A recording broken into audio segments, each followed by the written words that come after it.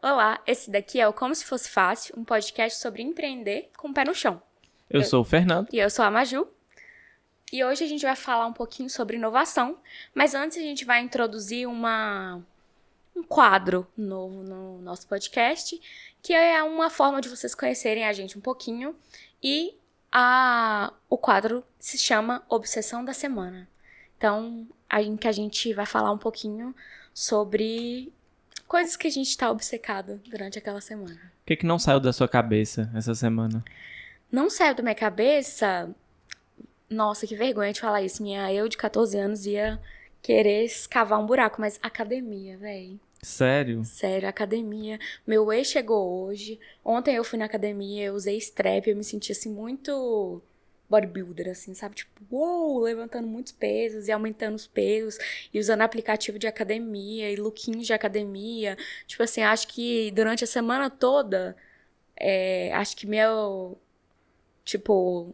Foi o que ficou na meu sua foco cabeça. foi esse mundo fitness, assim. Tipo, comprei o whey neutro, mas já comprei um whey novo pra experimentar outro sabor. E já vou, tipo assim, olhar receitinhas pra fazer com whey. E já tô pensando em mais lookinhos de academia pra comprar. Então, minha cabeça tá muito consumida pelo mundo fitness, o que é muito estranho. Pode expor pra eles que você puxa mais do que muita gente aqui nesse prédio? Não, sem expor, Então tá bom, vou deixar pra outro momento. E a sua obsessão da semana? Minha obsessão, a gente já até já conversou um pouco sobre isso, mas é muito específico. Mas eu achei no YouTube um vídeo que tem um show inteiro do Milton Nascimento com Wagner Tiso em 1983, se eu não me engano, que eles estavam na Suíça e é simplesmente eles dois tocando violão e teclado / piano e é incrível. E assim, você viu que eu tô com as músicas na cabeça a semana inteira e simplesmente não sai da minha cabeça. Acho que música vai ser um tema bem recorrente de Sim.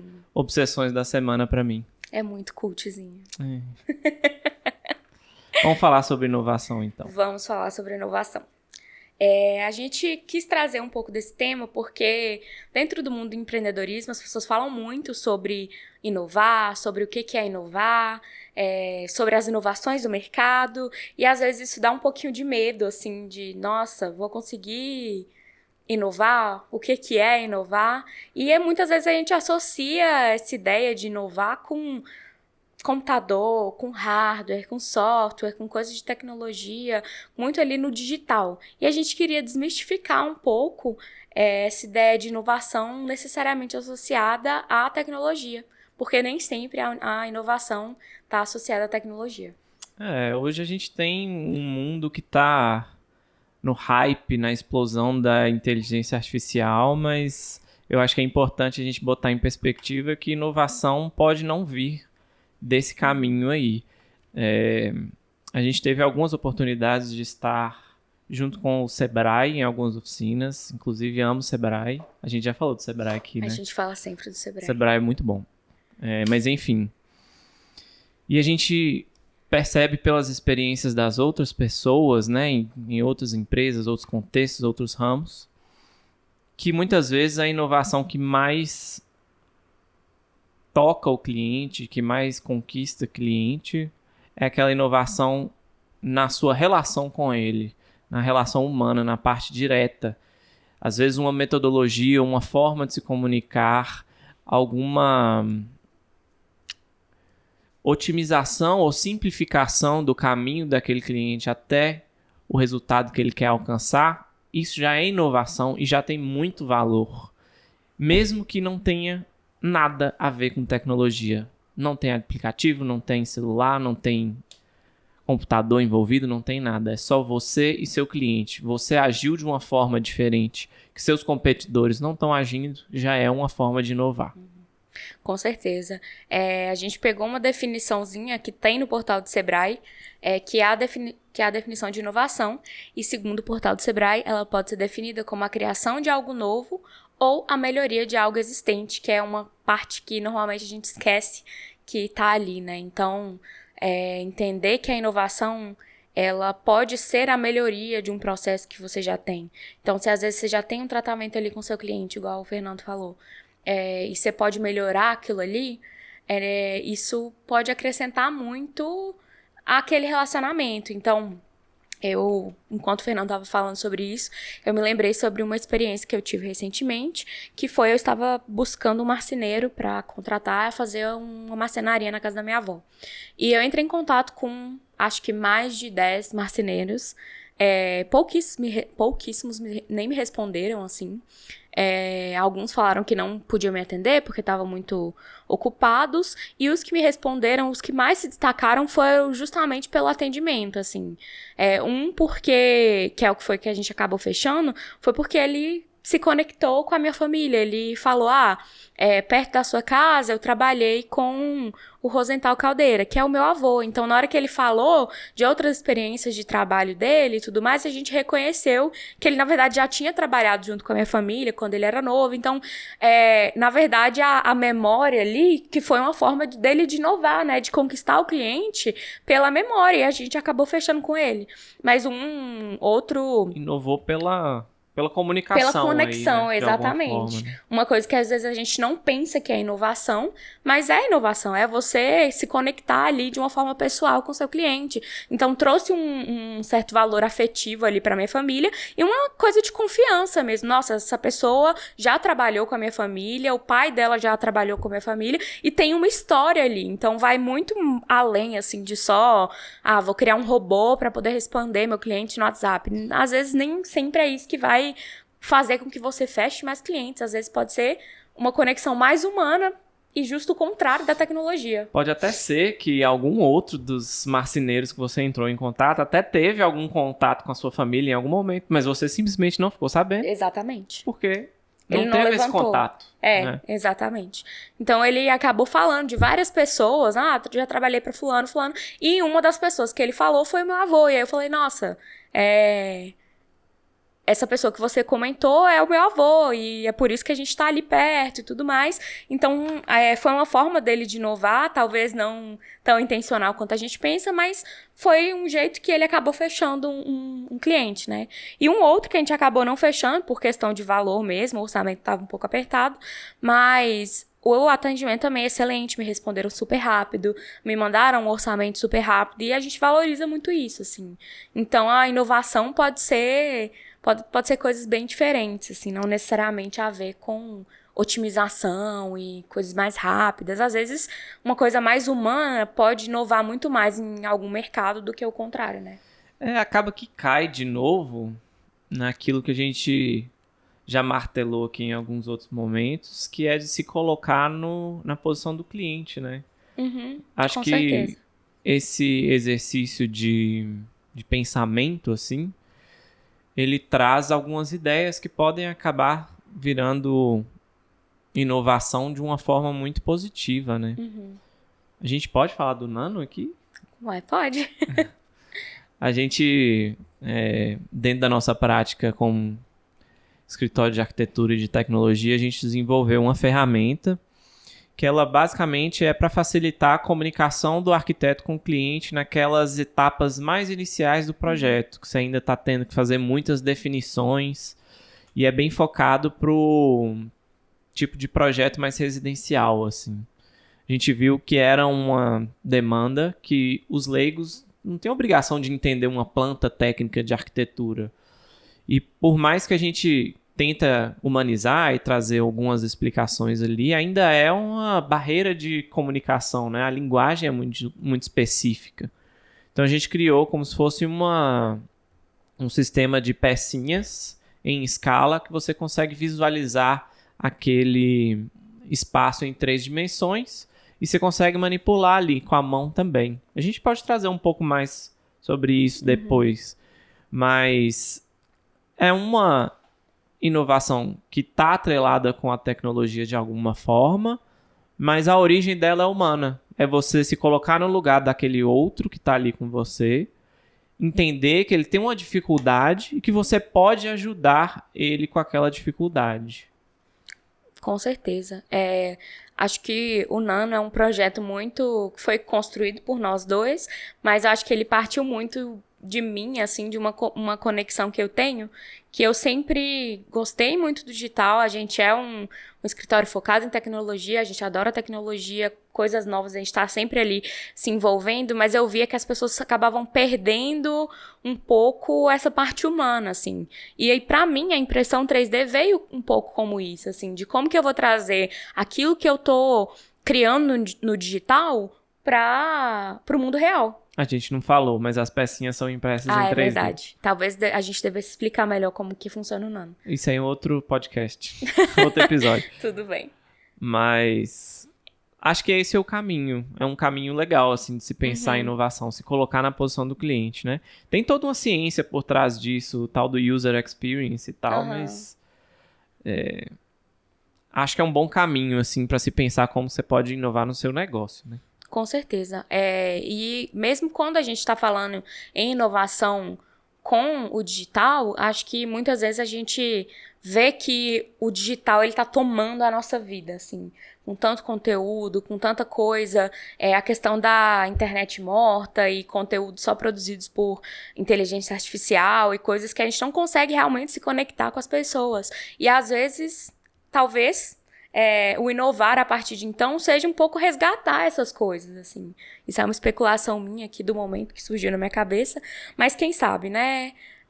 Às vezes, com tanta coisa do digital, tanta coisa mastigada, tanta coisa ali tão distante, talvez se aproximar das pessoas e ter aquele contato ali um pouco mais próximo, ainda que por meio do digital seja uma forma também de inovar. Eu concordo plenamente. Eu acho que uma empresa, sei lá, de telefonia ou de banco que te colocar para conversar com uma pessoa em vez de um robô, porque a gente já tá de saco cheio de robô, logo de cara, sabe? Você não ter que passar por aquele chatzinho que você vira e fala, quero resolver meu problema. Ele passa 15 minutos não resolvendo seu problema para depois te passar para uma pessoa. A empresa desse tipo de ramo que já começar com um serviço bom logo de cara, nossa, ela vai sair muito na frente das outras. Eu sei que isso acaba saindo caro de alguma forma, mas eu acho que é um investimento que vale a pena. Eu não tenho tanto problema assim com nenhum dos prestadores de serviços que eu tenho hoje, mas eu já tive muito. E eu acho isso um saco. Às vezes você ter que passar por muitas camadas para resolver um problema simples, sabe? E muitas vezes essas camadas são robozinhos, são um link que te manda não sei aonde, que você fica numa fila, que não sei o quê. Simplifica. Coloca uma pessoa pra conversar com uma pessoa e as duas se resolvem, sabe? Acho que vai ser uma tendência em algum momento. Pode anotar aí que eu falei isso agora em 2025. Bom, outra coisa que surgiu aqui agora é que às vezes a gente não pensa sobre isso e que, voltando nessa minha experiência de tentar achar um marceneiro, muitas vezes eu peguei contato de várias pessoas por indicação e tudo mais, o que é um ponto que também é inovar. Às vezes trabalhar com um programa de indicações pode ser um jeito de inovar e que também não tem nada a ver com digital. Mas às vezes eu tava no Instagram e aí eu queria entrar em contato com a pessoa e era difícil, porque às vezes a pessoa deixava só um número ali na bio e você não consegue copiar aquele número. Então eu tinha que abrir o meu computador, digitar aquele número para eu poder colocar no meu WhatsApp, para eu poder conectar. Assim, foram muitos passos. Muitos passos para uma coisa que deveria ser muito simples, assim. Hoje em dia a gente tá pegando o Instagram no telefone e meu negócio de digitar é o meu telefone. Então, se eu já clico no link e cai ali naquele WhatsApp, é muito mais fácil. Eu não tenho que ficar passando por várias camadas de informação e de coisas que às vezes complicam e pode perder a chance de entrar em contato com o cliente, né? Que é perder uma venda. É perder uma venda. Eu acho que qualquer sistema ou metodologia ou qualquer coisa que você for pensar que for poupar tempo do seu cliente, vale a pena e é uma boa oportunidade de inovar também. Porque hoje o que a gente... Hoje não, né? Sempre. O que a gente tem de mais precioso é o tempo. Hoje isso ficou mais exacerbado porque a vida de todo mundo é uma maluquice. Mas pense em como você pode poupar tempo do seu cliente. Eu acho que isso é uma boa também. Uma boa. Como fazer o cliente chegar mais facilmente até você ali E é o resultado que ele quer. Exatamente. Ele não quer... Se ele tá entrando... No meu caso, por exemplo, eu tava entrando em contato com 10 marceneiros. Se eu tenho que copiar o número, não sei o quê, eu já fico ali meio irritada. Agora, se outro, eu já clico no link, já entro no WhatsApp, é muito mais fácil pra mim. Ganhou uns pontinhos. Ganhou uns pontinhos, com toda certeza. É claro que não é só isso que a pessoa avalia, mas se você tem ali o mesmo preço que o seu concorrente, os mesmos tipos de serviço, então, às vezes os dois vieram por indicação, às vezes ter facilitado ali na hora do cliente pode ser a diferença entre você fechar o projeto e não fechar. Tô lembrando de um cliente / amigo que a gente gosta muito. Não sei se a gente já pode falar deles aqui. Que é uma Pode loja usar um codinome. É uma loja de brinquedos. Pode falar? Pode falar. Tá, é uma loja de brinquedos. E eles têm uma pegada muito interessante. Porque é o seguinte... Hoje é muito fácil você comprar absolutamente qualquer coisa pela internet. E essa loja de brinquedos, ela não tem nada virtual. Ela não trabalha com site próprio, não tá em workplace, não é? Marketplace. Não tá em nenhuma dessas coisas. Eles têm simplesmente lojas físicas. E o que eles pensaram? O processo todo de você comprar um brinquedo para o seu filho na internet é prático, mas é uma coisa meio fria. Se eu posso fazer o processo de comprar esse brinquedo uma experiência, eu posso fazer um caminho ali para o pai e para o filho, para a criança, que seja agradável e conduza eles a passar mais tempo dentro da minha loja e eventualmente converter isso em vendas. Essa é toda a sacada deles, assim, e que eu acho genial, sou muito fã. A loja em si não é só uma loja de brinquedos, ela é uma experiência. Tem atividades lá dentro, tem mascotes, as crianças se divertem. A loja é linda, honestamente falando. E as crianças querem ir até a loja. Exato, elas se sentem bem ali dentro. Então não é só uma coisa puramente comercial e transacional. É uma experiência mesmo, sabe? E aí as crianças criam uma afinidade pela marca da loja e pelo espaço da loja, pelos mascotes. E você fideliza um cliente ali com uma coisa tão emocional, tão forte. Ainda mais pensando que em criança, né? Se a gente parar pra pensar, nos últimos anos é uma tendência de fechar lojas de brinquedo, de acabar. A gente pega a F.A.O. Schwarz, que é aquela loja de brinquedos enorme em Nova York, ela ficou um tempão fechada. No mundo inteiro. Conhecida no mundo inteiro, uma loja assim muito bem estabelecida e com toda essa pegada de experiência. E ela ficou muito tempo fechada. Uma rede grande também nos Estados Unidos, a Toys R Us, também fechou, também encerrou as atividades físicas. Pra sempre, né? Eu acredito que sim. Pelo menos até a última vez que eu vi coisas sobre a Toys R Us, ela tinha fechado indefinidamente. Acho que a F.A.O. Schwarz voltou. Mas a Toys R Us eu acho que não. Por quê? Por conta dessa grande tendência de fazer compras online, né? Comprar coisas online. Mas aí, vou falar o nome, sim. A Marina Presentes, Se não puder, desculpa, tá, gente?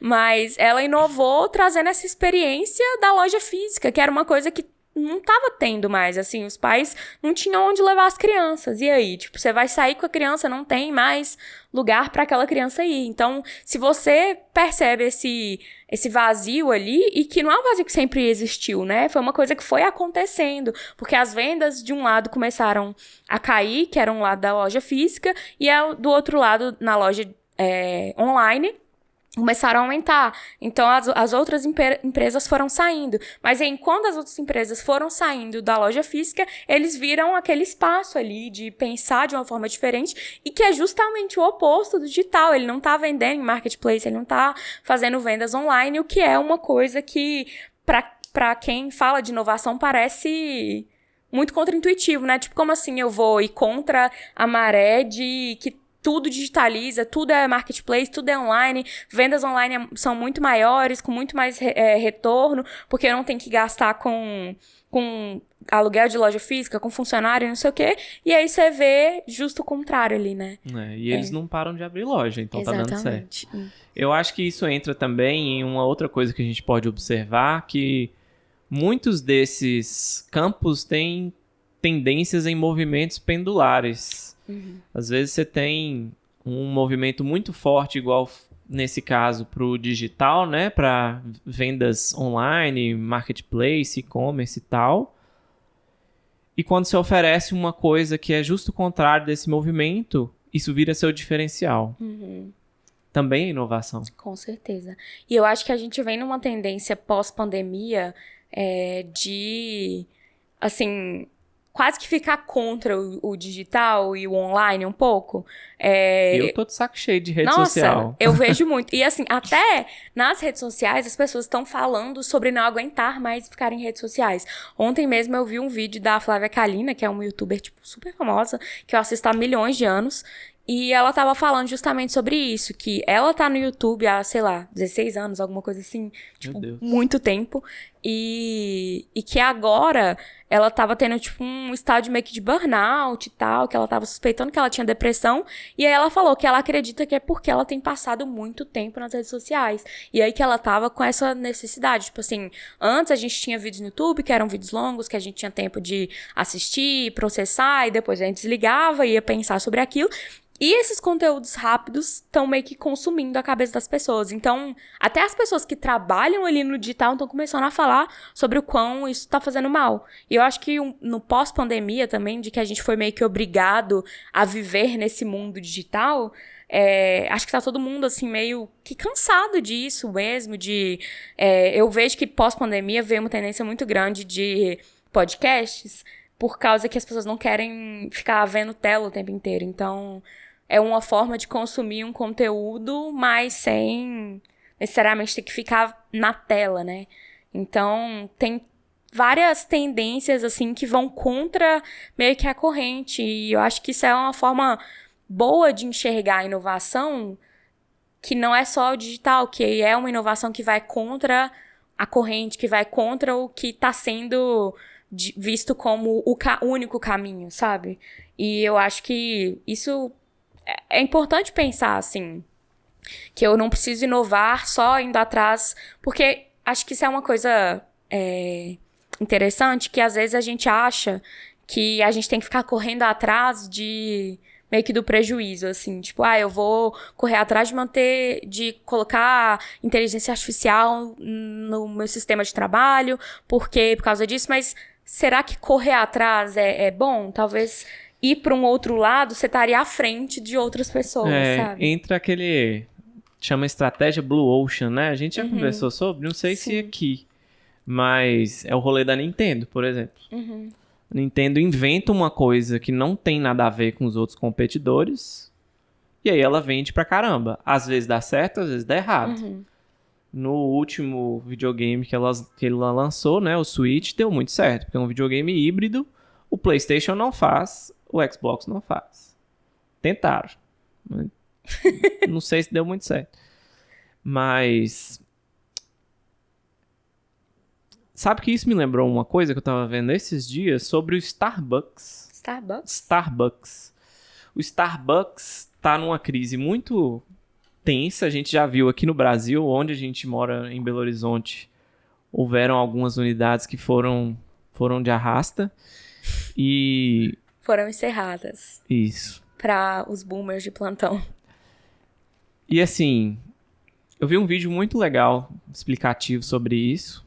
Não lembro de quem que é, mas era um vídeo muito bom. E ele basicamente explicava que o charme do Starbucks antigamente era que você podia... era um lugar que você podia ir no meio do dia, tomar um café de boa qualidade.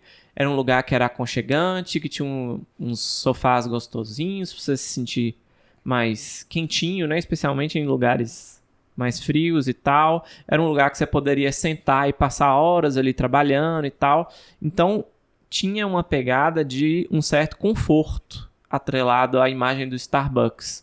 Um lugar acolhedor e o café de boa qualidade ali, juntos. E eles passaram por uma crise muito complicada na pandemia, porque você não podia fazer isso. Então, eles tiveram que mudar toda a sua forma de manejar e de lidar ali com o cliente para se adaptar um pouquinho melhor para drive-thru, para sobreviver. E nisso, foi com Deus, vários funcionários automatizaram muitas coisas e, de fato, sobreviveram à pandemia, né, o período de pandemia. Mas esse modelo que foi implantado nesse período já não supre tão bem aquilo que a gente estava buscando antes desse período.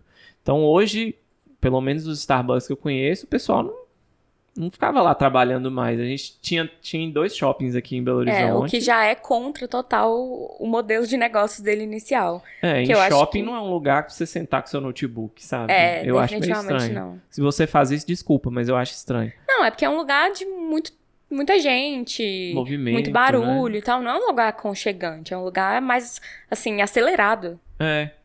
E aí, não sei se os daqui já estavam assim, mas todas essas coisinhas de charme, tipo a pessoa que vai te entregar seu café e escrever seu nome errado, nem isso tinha mais, sabe? Eles estão usando um adesivo que sai do computador e seu nome sai errado do mesmo jeito, mas não tem o mesmo charme. Junta isso com o preço do café que foi lá em cima, é meio difícil um negócio assim sobreviver. E meio que cai nesse movimento pendular também. Eles automatizaram muitas coisas, diminuíram drasticamente o número de funcionários. Eu lembro quando a gente foi no Shopping Boulevard que tinham 2. Era uma pessoa que ficava no caixa... E outra pessoa fazendo café.